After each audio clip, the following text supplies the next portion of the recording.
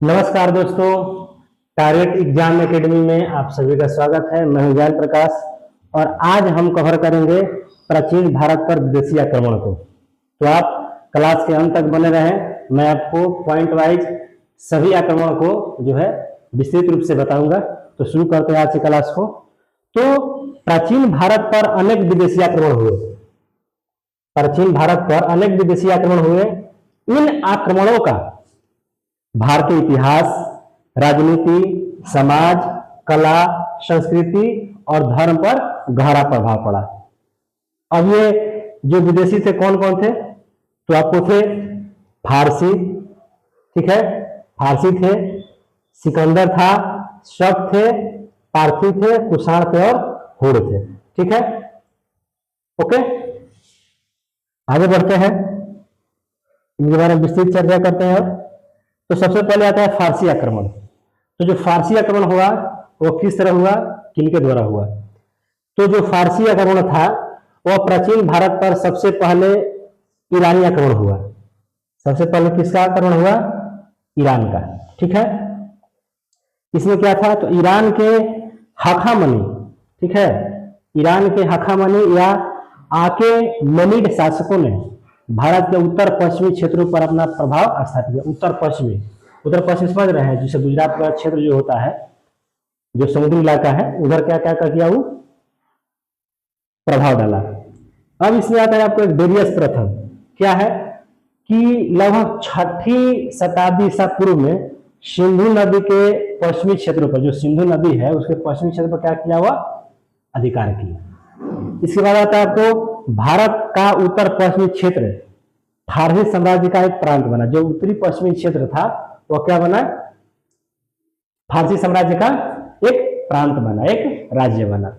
Next समझते हैं, फारसी प्रभाव से प्रशासन, कला एवं अभिलेखीय परंपराओं पर प्रभाव पड़ा। जो भी हमारा प्रभाव था, चाहे कला हो या फिर रिकॉर्ड रखने का जो भी विधि हो, उस पर क्या पड़ा? प्रभाव पड़ा। ठीक है, और यही जो खरोष्टी लिपि है, आज मेन पॉइंट देखिएगा, ये जो खरोष्टी लिपि है, तो खरोष्टी लिपि के विकास पर फारसी अरमाइक परंपरा का प्रभाव माना जाता है। जो हमारी खरोष्टी लिपि है उस पर फारसी और अरमाइक परंपरा का क्या पड़ता है? प्रभाव माना जाता है। ठीक है, और सिकंदर का आक्रमण। तो सिकंदर का आक्रमण क्या है, कब होता है? 326 ईसा पूर्व। इसको समझिएगा, याद करने वाला कि सिकंदर भारत का आक्रमण कब किया?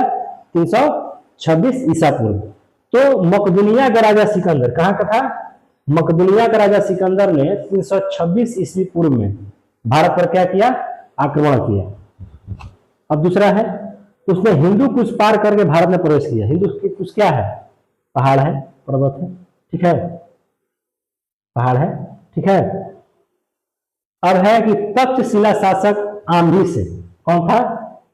तक्षशिला शासक क्या? आंधी से उसकी क्या हुई? मित्रता हुई। ठीक है, नेक्स्ट क्या कहता है कि झेलम नदी के तट पर पोरस से उसका प्रसिद्ध युद्ध हुआ। जो पोरस के साथ जो झेलम नदी के तट पर युद्ध हुआ, फेमस युद्ध जो हुआ, वो किस साथ हुआ? पोरस के साथ। फिर क्या कहता है कि पोरस की वीरता से प्रभावित होकर सिकंदर ने उसका राज्य वापस कर दिया। जीते का तो जीत गया, लेकिन जो रेजिस्टेंस दिया, जो प्रतिरोध किया, उसको देखकर जो सिकंदर था उसकी वीरता को देखकर क्या किया? उसका राज्य वापस कर दिया। अब क्या नेक्स्ट समझिए, नेक्स्ट में है कि सिकंदर की सेना ने ब्यास नदी के आगे जाने से इनकार कर दिया।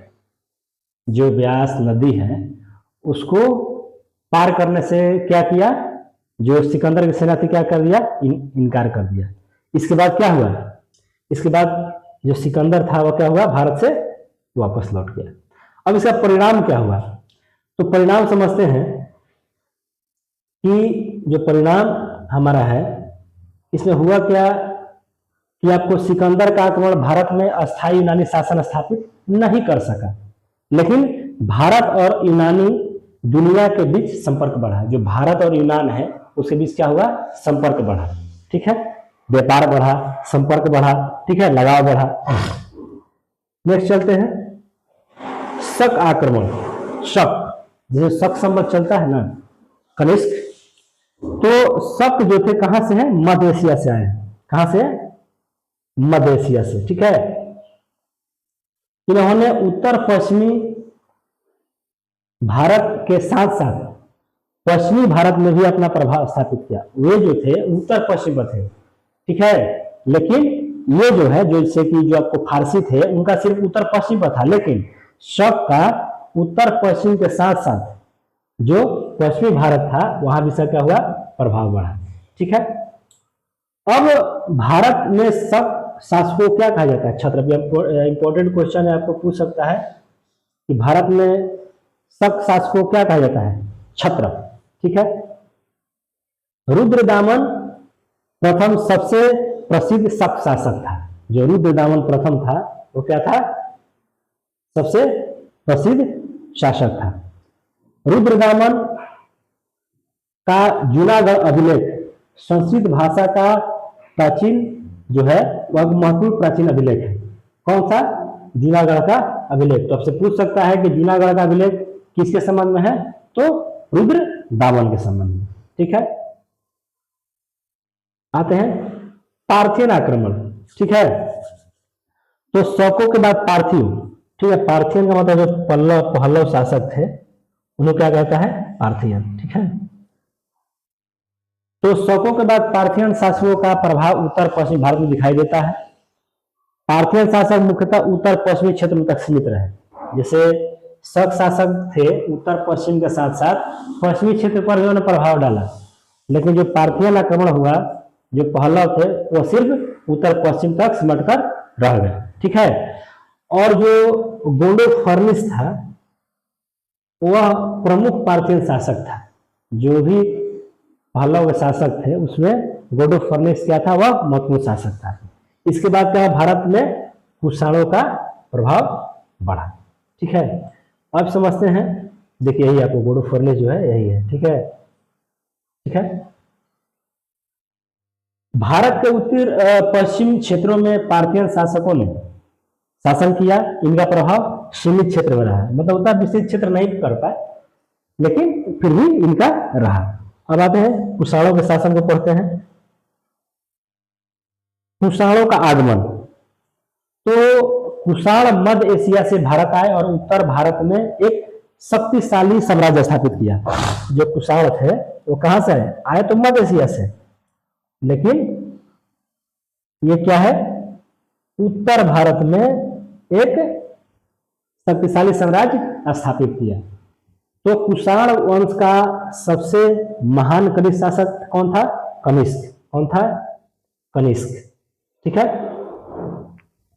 इसकी राजधानी कहां थी, पुरुषपुर, पेशावर। पेशावर भी कहां पड़ता है, पाकिस्तान में। मथुरा भी उसके साम्राज्य का महत्वपूर्ण केंद्र था। जो मथुरा है वह कुषाणों का जो साम्राज्य था उसका महत्वपूर्ण केंद्र था। अब है बौद्ध धर्म, विशेषकर जो महायान शाखा था बौद्ध धर्म का, उसको कुषाणों के समय में क्या मिला, संरक्षण मिला।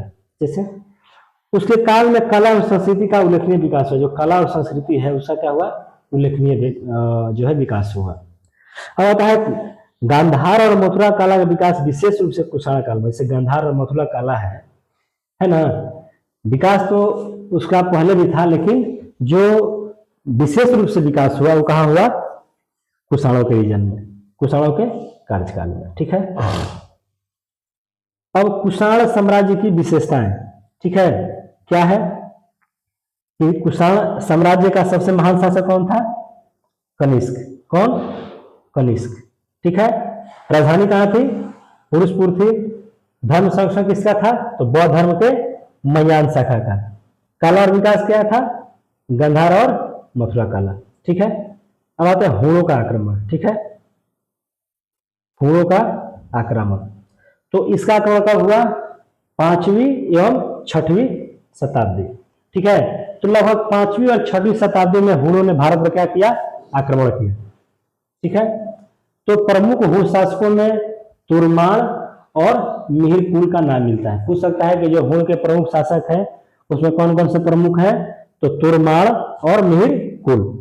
हुणों ने आक्रमण से उत्तर भारत की राजनीतिक व्यवस्था को भारी क्षति पहुंचाई। जो राजनीतिक व्यवस्था था उत्तर भारत का, उसको क्या किया, बहुत भारी क्षति पहुंचाया। बाद में यशोधर्मन तथा अन्य भारतीय शक्तियों ने हुणों के प्रभाव को कमजोर किया। जो यशोधर्मन थे वो क्या किया, उसको जो शासक था हम लोग के शासन को क्या किया, कमजोर कर दिया। ठीक है, अब आते हैं विदेशी आक्रमणों का जो क्रम है वो किस तरह का था। तो सबसे पहले कौन था, याद कीजिए, कौन, फारसी, फिर क्या है, सिकंदर, ठीक है, फिर कौन है, सिकंदर, फिर क्या है, शक, फिर कौन है, पार्थियन, फिर कुषाण और फिर हुन। ठीक है, याद रखिएगा इस चीज को। अब है परीक्षा के दृष्टिकोण से जो महत्वपूर्ण है, आप इसको समझिए। ठीक है, क्या है कि फारसी शासक जो डेरियस प्रथम था वो क्या हुआ, 6वीं शताब्दी में कहा प्रभाव डाला, उत्तर पश्चिमी क्षेत्र पर अधिकार किया। सिकंदर ने कब आक्रमण किया, 326 ईस्वी में। सिकंदर और पूर्व युद्ध कहाँ हुआ, तो झेलम नदी के तट पर। सिकंदर की सेना ने आगे बढ़ने से मना किया, कहा, ब्यास नदी को। प्रसिद्ध शक शासक कौन था, रुद्रदामन प्रथम। प्रमुख भारतीय शासक कौन था, तो गोंडो फर्निस। प्रसिद्ध कुषाण शासक कौन था, तो कनिष्क। और कनिष्क जी की राजधानी कहां थे, पुरुषपुर यानी कि पेशावर। कहां, पेशावर। ठीक है, और प्रमुख भू शासक कौन था, तुरमाड़ और मीरपुर। ठीक है, आगे बढ़ते हैं कि विदेशी आक्रमणों के प्रभाव एवं महत्व, इसके प्रभाव और महत्व क्या है। तो सबसे पहले समझते हैं राजनीतिक प्रभाव। ठीक है, तो राजनीतिक प्रभाव क्या था कि कई क्षेत्रों में नए राज्य स्थापित हुए, भारत में राजनीतिक अस्थिरता एवं परिवर्तन हुआ।